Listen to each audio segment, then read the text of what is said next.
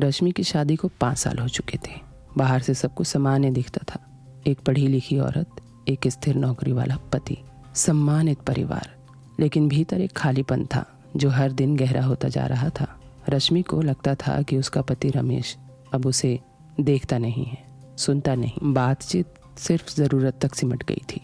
Bill, खाना, रिश्तेदार, समाज। रमेश का जीवन भी अलग नहीं था। वो घर लौटता, मोबाइल में घुस जाता, देर रात तक बाहर रहता। रश्मि कई बार पूछना चाहती थी, हम कहाँ खो गए हैं, लेकिन हर बार उसकी झिझक उसे रोक लेती थी। बहुत दिनों तक रश्मि ने ये सब देखा। रमेश की हरकतें उसे अब बर्दाश्त नहीं हो रही थी। उसे पुराने दिन याद आ रहे थे कि कैसे उन दोनों ने एक दूसरे से शादी की थी। वो वक्त, वो मंजर रश्मि हर वक्त याद करती, लेकिन वो मंजर लौट नहीं रहा था। बहुत दिनों तक इंतज़ार करने के बाद रश्मि ने भी अपनी ज़िंदगी अपने तरीके से जीना शुरू कर दिया। लेकिन जब एक पढ़ी लिखी शादीशुदा औरत अपनी ज़िंदगी को अपने तरीके से जीने लगती है तो कई बार समाज उसे टोकता है, रोकने की कोशिश भी करता है। रश्मि त्रस्त थी अपने ही परिवार, अपने ही पति से। रश्मि को ये नहीं मालूम था कि उसकी मर्यादा क्या है और उसको किस दायरे में रहना है, क्योंकि उसने देखा रमेश तो हर दायरा, हर बाउंड्रीज क्रॉस कर चुका है। रश्मि ने उसे संभालने की कोशिश की, लेकिन हर बार मर्यादा की दीवार उसके शब्दों को रोक लेती। उसे सिखाया गया था कि औरत को शिकायत नहीं करनी चाहिए, समझौता करना चाहिए, लेकिन कब तक ये नहीं बताया था। सब्र का बांध तो टूट ही जाता है। असंतोष ने सवालों का रूप ले लिया और सवालों ने रास्ते खोजने शुरू कर दिए। रश्मि को पहली बार लगा कि शायद जवाब घर के बाहर है। ये कोई अचानक लिया गया फैसला नहीं था, बल्कि रोज रोज की चुप्पियों से उपजा हुआ जहर था। उसे पता था कि वो गलत रास्ते पर सोच रही है, फिर भी मन ने तर्क दिए, मैं भी इंसान हूँ, मेरी भी ज़रूरतें हैं। यहीं से पहली दरार पड़ी। मर्यादा टूटने के कगार पर थी, पूरी तरीके से हिल चुकी थी। रमेश खुद को निर्दोष मानता था। उसके हिसाब से वो परिवार के लिए सब कुछ कर रहा था, कमाई, सुरक्षा, समाज में इज्जत। लेकिन वह भूल गया था कि रिश्ता सिर्फ जिम्मेदारी से नहीं, संवेदना से चलता है। ऑफिस में रमेश का व्यवहार अलग था। हंसता, मजाक करता, आत्मविश्वास से भरा रहता। वहीं उसे वो ध्यान मिलता था जो घर में कभी नहीं मिला। धीरे धीरे उसने भी अपनी मर्यादा को समझौते के नाम पर ढीला करना शुरू कर दिया। उसने खुद से कहा, मैं कोई गलत नहीं कर रहा, बस जिंदगी जी रहा हूँ। यही झूठ सबसे खतरनाक होता है जो इंसान खुद से बोलता है। रमेश जानता था कि अगर सच बाहर आया तो क्या होगा, लेकिन फिर भी उसने सीमा पार की। वो सोचता था कि समाज मर्द की गलतियों को जल्दी माफ कर देता है, जैसे पानी में पत्थर। यही तो होता है ना, समाज में मर्द की गलतियां पानी में पत्थर जैसी होती है और औरत की गलती फूल जैसी। पत्थर डूब जाता है और फूल तैर कर निकलता है, सबको दिखता है। ये सोच भी उसी समाज की देन थी जिसे वो शर्मसार करने वाला था। रश्मि और रमेश दोनों अलग अलग रास्तों पर थे, लेकिन मंजिल एक ही थी, पतन। रश्मि भी अपने ऑफिस में घुल मिल गई, दोस्त बना लिए। वहाँ उसकी बातें बड़ी ध्यान से सुनी जाती थी। कुछ लोग तो अपना काम छोड़ के उसके डेस्क पर आकर खड़े हो जाते थे और कहते थे, तुम कहो ना, तुम कुछ बोलो, तुम्हारी बातें बड़ी प्यारी होती हैं, तुम्हारी आवाज़ अच्छी है, तुम बड़ी ही गहरी बातें करती हो। रश्मि को यही सब तो चाहिए था। रश्मि कुछ देर के लिए असहज हो जाती, लेकिन बाद में उसे लगता कि कोई तो है जो उसे सच में समझने की कोशिश कर रहा है। रश्मि को जो बाहर अपनापन मिल रहा था वो अस्थायी था, लेकिन मीठा था। उसने पहली बार महसूस किया कि कोई उसे सुन रहा है। वो ये भूल गई कि ये सुनना किसी कीमत पर है, इसकी कीमत भारी चुकानी पड़ेगी। शाम को जब दोनों घर आते तो एक दूसरे से बस ज़रूरत के हिसाब से बात करते। बिजली का बिल भर दिया, पानी नहीं आया, खाने में क्या बनेगा। दोनों एक दूसरे के साथ रहते। सामाजिक तौर पे बाहर जाते खाना खाने तो दोनों अपने अपने मोबाइल में घुसे रहते। एक दिन पड़ोसन उनके घर आई।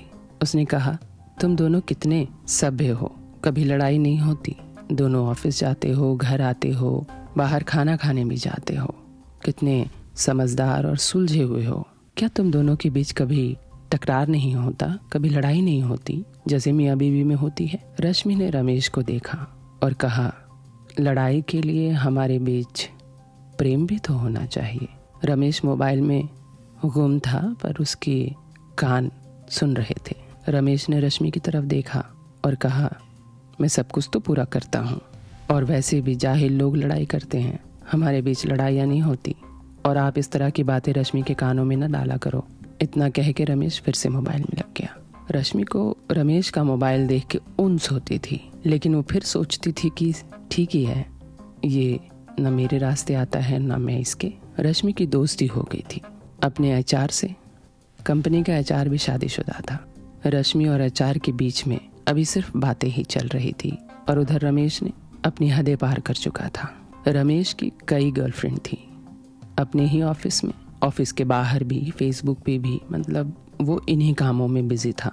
मज़े की बात तो ये है कि रश्मि और रमेश ने दोनों ने लव मैरिज की थी। दोनों का प्यार इतना गहरा था कि समाज और परिवार दोनों ही इनके आगे घुटने टेक चुके थे। दोनों ने शहर बदल लिए थे, नए शहर में रह रहे थे, और दोनों अब एक दूसरे से बोर हो गए थे। सबसे बड़ी दुखद बात यही होती है एक शादीशुदा जोड़े के अंदर, कि वो एक दूसरे से बोर हो जाते हैं। रमेश तो हर दिन एक नई लड़की से बात करता और अपनी एक गलती मानकर आगे बढ़ रहा था कि आखिरी गलती है, फिर उसके बाद नहीं करूँगा। लेकिन हर रोज़ उसे नई लड़की मिल जाती और वो उसे बिस्तर तक ले आता। उसे लगता था कि वो बहुत समझदार है, किसी को पता नहीं चलेगा। लेकिन रिश्तों में सच देर से नहीं, ज़ोर से सामने आता है। एक दिन रश्मि ने कहा कि मुझे ऑफिस के काम से बाहर जाना है। रश्मि ने सब कुछ सच बताया कि वो क्यों जा रही है और कब तक लौट कर आएगी। रमेश ने सिर्फ कहा ठीक है। रश्मि चली गई। उस वक्त रश्मि धोखा तो नहीं दे रही थी, वो किसी के साथ नहीं गई थी, सच में वो किसी कंपनी के काम से गई थी। अभी तक रश्मि ने वो मर्यादा नहीं लांघी थी जो रमेश लांघ चुका था। अभी भी रश्मि को ये यकीन था कि सब ठीक हो जाएगा। रश्मि जब स्टेशन पहुंची तो कंपनी ने प्लान बदल दिया। उन्होंने कहा अगले हफ्ते जाना है। रश्मि चुपचाप घर वापस आ गई। रश्मि घर पहुंची, उसने अपनी चाबी से दरवाज़ा खोला क्योंकि उसे लगा कि रमेश ऑफिस में होगा, लेकिन अंदर का मंजर देखकर उसके होश उड़ गए। वो किसी लड़की के साथ था और बड़े ही अजीब तरीके से। रश्मि के होश उड़ गए, लेकिन रश्मि ने, कमाल की बात यह है कि उसने कुछ नहीं कहा। उसने नज़रें झुकाई और कमरे में चली गई। रमेश को ये अजीब लगा। अजीब बात है, इसने कुछ कहा नहीं। वो जिस लड़की के साथ था वो लड़की बाहर चली गई। रश्मि ने एक शब्द नहीं बोला। क्यों? ये सवाल रमेश के दिमाग में गूंज रहा था। उसे वो सारी बातें याद आ रही थी जब रश्मि उससे बात करना चाहती थी। वो बेचैन हो गया। उसे समझ में नहीं आ रहा था कि आखिर इतना बड़ा हादसा हो गया और रश्मि ने कुछ कहा नहीं। कई दिन बीत गए लेकिन रश्मि ने उस बारे में बात ही नहीं की। रश्मि और रमेश अब एक ही घर में रहते हुए भी दो अलग संसारों में जी रहे थे। दोनों के दिनचर्या सामान्य थे, सुबह उठना, काम पर जाना, रात को लौटना, लेकिन भीतर कुछ सड़ रहा था, रश्मि के दिल में भी और रमेश के दिल में इसलिए सड़ रहा था कि रश्मि ने आखिर आवाज़ क्यों नहीं उठाई। अजीब बात थी, रश्मि को सब पता था, फिर भी चुप्पी उड़ी हुई है। रमेश को ये बात खल रही थी।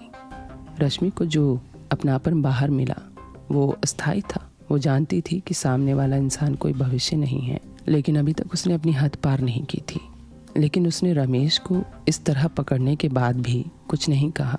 आखिर रश्मि के मन में क्या चल रहा था? अब रमेश सब कुछ छोड़ के रश्मि के पीछे लग गया कि आखिर इसने इतना बड़ा हादसा होने के बाद कोई बवाल खड़ा क्यों नहीं किया। अब रमेश उसके आगे पीछे घूमता, उससे बात करने की कोशिश करता। रश्मि बस उतनी ही बातें करती जितनी ज़रूरत थी। वो उस मुद्दे पे बात ही नहीं करती जिस मुद्दे पे रमेश बात करना चाहता था। रश्मि ऑफिस जाती, बहुत खुश रहती, जैसे कुछ हुआ ही ना हो। लोग उसकी तारीफ करते। और एचआर के साथ वो ज़्यादा बातें करती। एचआर के थोड़े से ध्यान ने उसके भीतर की खाली जगह भर दी थी। उसे पहली बार लगा कि कोई उसके शब्दों को बीच में काटता नहीं है, उसके दर्द को ड्रामा नहीं कहता। लेकिन हर मुलाकात के बाद एक अपराध बोध भी उसके साथ घर लौट रहा था। वो आईने में खुद को देखती और ख़ुद से सवाल करती, क्या मैं वही औरत हूँ जो मैं खुद को समझती थी? फिर वो खुद को समझाती, मैं मजबूर हूँ, परिस्थितियों ने मुझे यहाँ ला खड़ा किया है। लेकिन रमेश की उस हरकत पर उसने बात तक नहीं की। आखिर रश्मि के दिल में चल क्या रहा था? थोड़े दिनों के बाद रमेश सामान्य हो गया। उसे लगा कि सब ठीक है। रश्मि ने कोई आवाज़ नहीं उठाई तो फिर से वो उसी रास्ते पर निकल पड़ा। उसे लगता था कि वो कोई बड़ा अपराध नहीं कर रहा। उसे ये स्वीकार करना आसान लगता था कि वो बस भटक गया है। बजाय ये मानने के कि उसने अपने रिश्ते को मरने दिया। दोनों के रास्ते अलग थे, लेकिन दोनों की सोच एक जैसी थी। गलती मेरी नहीं, हालात की है, और यही सोच सबसे खतरनाक होती है। रात के खाने की मेज पर बातें लगभग खत्म हो चुकी थी। शब्दों की जगह खामोशी बैठ गई थी। कभी कभी कोई सवाल उठता, आज देर हो गई, और जवाब आता, काम था। लेकिन रिश्तों में झूठ कभी अकेला नहीं रहता, वह अपने साथ शक लेकर आता है। रश्मि देर से घर आने लगी थी। ये बात रमेश को कुछ चुभ रही थी। वो रश्मि पर शक करने लगा था। शक धीरे धीरे आता है, वो दरवाजा तोड़कर नहीं घुसता, बल्कि खिड़की से झांकता है। रश्मि ने सबसे पहले रमेश की आदतों में बदलाव महसूस किया था। फिर वो देखकर रश्मि ने अपनी आदतें बदल ली। सेम वही पैटर्न जैसे रमेश ने बदली थी। फ़ोन साइलेंट पर, अचानक पासवर्ड बदलना, देर रात तक जागना, घर देर से आना। ऐसा लगता था मियाँ बीबी नहीं, दो मर्द रह रहे हैं जिनकी आदतें ख़राब हैं। एक दिन रमेश पूछना चाहता था, लेकिन उसकी वो आखिरी गलती की वजह से वो चुप हो गया। अब रमेश रश्मि को बदलते हुए देख रहा था। अब उसकी आंखों में पहले जैसी प्रतीक्षा नहीं थी। वो कहीं खोई रहती थी, फ़ोन पर खुश रहती थी, लेकिन वो खुशी रमेश के लिए नहीं होती थी। रमेश का शक उसे अंदर ही अंदर खाने लगा। एक रात जब रमेश अचानक जल्दी घर लौट आया, उसने रश्मि को फ़ोन पर बात करते सुना। आवाज़ धीमी थी, लेकिन लहजा लगा था नर्म, अपनापन, थोड़ा रोमांटिक। रमेश वहीं रुक गया। फ़ोन कटते ही कमरे में सन्नाटा छा गया। अब रमेश अपनी सारी गलतियां भूल गया, क्योंकि रश्मि औरत है और उसे इस तरह से बात नहीं करनी चाहिए, क्योंकि वो एक शादी में है। उसने ज़ोर लहजे से पूछा, किससे बात कर रही थी? रश्मि ने सोचा, फिर अपनी आईब्रो पर की और कहा, ऑफिस का काम कर रही हूँ। रमेश हंस दिया। वह हंसी खोखली थी। ऑफिस वाले अब इस तरह बात करने लगे हैं। रश्मि चुप रही। ये चुप्पी रमेश के शक को और तेज कर दिया। पहली बार दोनों के बीच आवाज ऊंची हुई, आरोप लगे, आधे सच बोले गए, पूरे झूठ छुपाए गए। किसी ने कुछ स्वीकार नहीं किया, लेकिन दोनों समझ चुके थे कि अब कुछ भी पहले जैसा नहीं रहेगा। उस रात दोनों ने अलग अलग करवट लेकर नींद लेने की कोशिश की। बीच में एक दृश्य दीवार खड़ी हो चुकी थी, और दीवारें जब रिश्तों में खड़ी होती हैं तो गिरती नहीं, घर तोड़ देती हैं। फिर से रश्मि को ऑफिस वालों ने दूसरे शहर जाने को कहा, 2 दिन के लिए। वो घर आई। इस बार रमेश को उसने कुछ नहीं कहा और सामान पैक करने लगी। रमेश ने पूछा, कहाँ जा रही हो? रश्मि ने जवाब दिया कि मैं ऑफिस के काम से जा रही हूँ। रमेश ने दूसरा सवाल किया, कहाँ जा रही हो और कब तक लौट कर आओगी? तुम्हारे ऑफिस में कोई और नहीं है क्या जाने के लिए, जो तुम्हें ही भेजा जाता है? रश्मि ने रमेश को चुपचाप देखा और मुस्कुराई, बोली, हाँ, नहीं है, मुझे ही जाना पड़ेगा। रमेश ने कहा, तुम भूल गई हो कि तुम एक शादीशुदा हो और एक जिम्मेदार बीवी हो। रश्मि ने कहा कि हाँ, ये तुम्हें भी याद होना चाहिए। रमेश ने कहा, मैं तुमसे बात कर रहा हूँ। रश्मि ने हाथ झटक दिया और कहा, दूर होके बात करो, ये हक तुमने बहुत पहले खो दिया है। रमेश चुप हो गया। उसे याद आया, जब पिछली बार ये गई थी तो मैंने क्या किया था। रश्मि ने उसकी आंखों में घूरा और अपना सामान फिर से पैक करने लगी। रमेश शांत हुआ और कहा कि सुनो, हमें बैठ के बात करनी चाहिए कि आखिर हम दोनों के बीच में इतनी दूरियां क्यों हैं। रश्मि ने उसे कहा बड़े ही शांत लहजे में कि ये सवाल कुछ महीनों पहले मेरा था। अब मुझे बात नहीं करनी किसी भी बारे में, मैं बस ठीक हूँ, खुश हूँ। रमेश ने कहा, हाँ, यही तो सबसे बड़ी मुश्किल है कि तुम खुश हो मेरे बिना। क्या तुम भूल गई वो सारी बातें, वो वादे, वो कसमें? रश्मि ने कहा, हाँ, तुम्हें भी याद होना चाहिए था जब तुम बहक गए थे। रमेश फिर चुप हो गया। रश्मि को कल जाना था, लेकिन रश्मि उसी वक्त निकल गई। रमेश पूरी रात बेचैन रहा। उसे समझ नहीं आ रहा था। उसे लग रहा था कि शायद मैंने रश्मि को खो दिया है, या अब रश्मि उसके साथ नहीं रहना चाहती। रमेश को कुछ समझ में नहीं आ रहा था। सारी रात वो सिगरेट पीता रहा। सुबह हो गई। रश्मि हमेशा जब भी बाहर जाती थी तो वो पहुंचकर फ़ोन करती थी, लेकिन इस बार उसने फ़ोन नहीं किया। शाम हो गई। रमेश की हालत ख़राब होने लगी। क्यों रश्मि ने अब तक फ़ोन नहीं किया? तभी रमेश के फ़ोन पर एक मैसेज आया। वो मैसेज ऐसा था कि रमेश की दुनिया हिल गई। वो एक वीडियो था, कुछ 1 मिनट का वीडियो, जिसमें रश्मि नग्न हालत में बेड पर लेटी है और उसका वीडियो बन रहा है। वो मदहोशी में कुछ कह भी रही है कि जल्दी करो, बस इतना ही। वीडियो बंद हो गया। रमेश बेचैन हो गया। इस वीडियो ने रमेश की जिंदगी बदल दी। उसने तुरंत रश्मि को फोन किया। रश्मि ने कई बार फोन काटा। तीसरी बार उसने उठाया। रमेश ने कहा, तुम कहाँ हो? रश्मि ने कहा, हाँ मैं घर ही आ रही हूँ। क्या बात है? इतना सामान्य, ऐसे कैसे हो सकता है? वो वीडियो? रश्मि को तो कुछ खबर ही नहीं थी। वो घर आई। रमेश की हालत देख के उसे अजीब लगा। तुम्हें क्या हुआ है? रमेश ने कुछ नहीं कहा, बस फोन बेड पर रख दिया और अपना सर पकड़ कर बैठ गया। रश्मि ने वीडियो देखा और बस मौत नहीं आई, सब कुछ हो गया। उसे समझ ही नहीं आ रहा था कि ये वीडियो कब बना और किसने बना और क्यों बनाया। लेकिन रश्मि ने अपना दायरा तो तोड़ा था, अपनी मर्यादा तो भूली थी। वो अकेली तो नहीं गई थी। ये बात उसने रमेश को बताया ही नहीं। वो एचआर के साथ गई थी और ये हरकत एचआर ने ही की थी। क्यों, ये नहीं पता। लेकिन इसके बाद ये बात घर की 4 दीवारों से बाहर निकली। उसी दिन रश्मि और रमेश की निजी जिंदगी समाप्त हो गई। अब ये सिर्फ पति पत्नी का मामला नहीं था। ये मोहल्ले की चर्चा, रिश्तेदारों की बहस और समाज की अदालत बन चुका था, जहाँ जज भी वही थे और सजा देने वाले भी। सबसे पहले रश्मि के चरित्र पर सवाल उठे। किसी ने उसकी हंसी को गिना, किसी ने उसके कपड़ों पर ताने मारे, किसी ने कहा, देखते नहीं हो कैसे हंसती है, मर्दों से कैसे बात करती है, देखते नहीं हो इसके ब्लाउज के गले कितने बड़े बड़े होते हैं। किसी ने कहा, अगर औरत अपनी मर्यादा में रहे तो घर नहीं टूटते और इस तरह की वीडियो भी नहीं बनती। किसी ने रश्मि को नहीं समझा कि उसके साथ अपराध हुआ है और समाज के हिसाब से जिस तरह की वीडियो रश्मि की थी, उससे रश्मि अपराधी है, चरित्रहीन है, बदजात है, बेगैरत है और भी न जाने कितनी गालियां जो समाज ऐसी औरतों को देता है। रमेश को भी बहुत कुछ सुनना पड़ा कि ये मर्द नहीं है, कि इसने बाहर ढूंढा, क्या इसमें गर्मी नहीं है, कि इसकी बीवी को बाहर अय्याशी करनी पड़ी। मानो दोनों की जिंदगी अब पूरी तरीके से बर्बाद हो चुकी थी।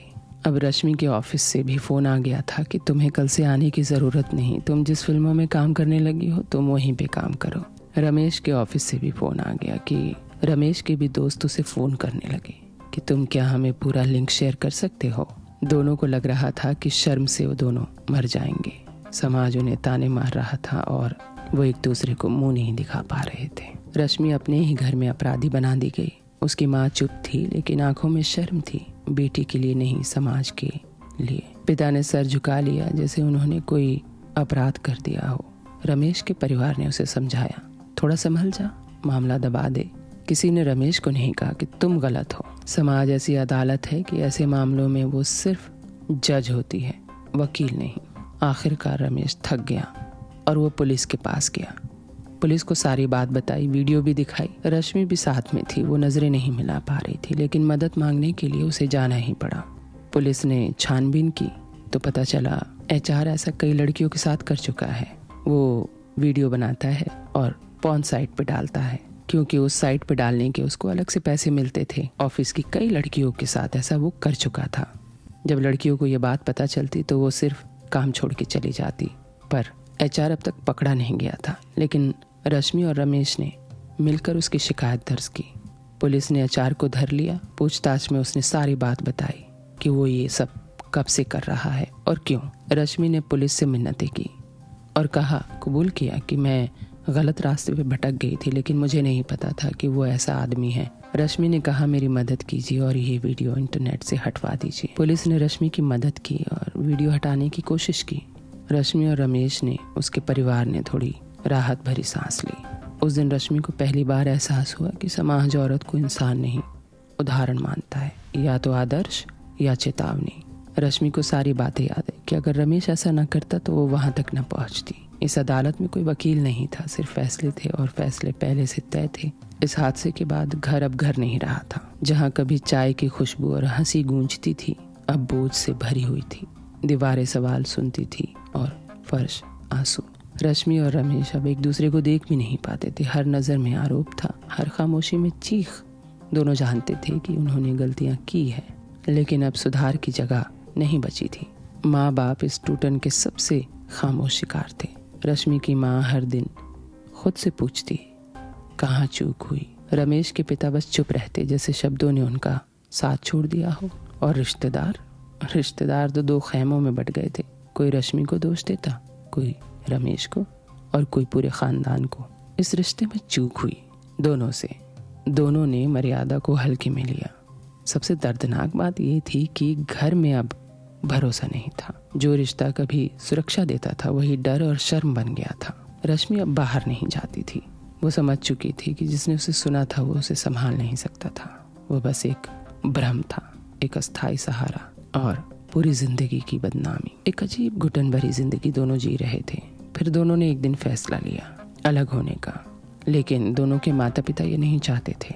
उन्होंने कहा कि हम शहर बदल देंगे, लेकिन शहर बदलने से आपसे रिश्ते थोड़ी ठीक हो जाते हैं। रमेश ने कहा हाँ शहर बदलेंगे, पहले हम अलग होंगे।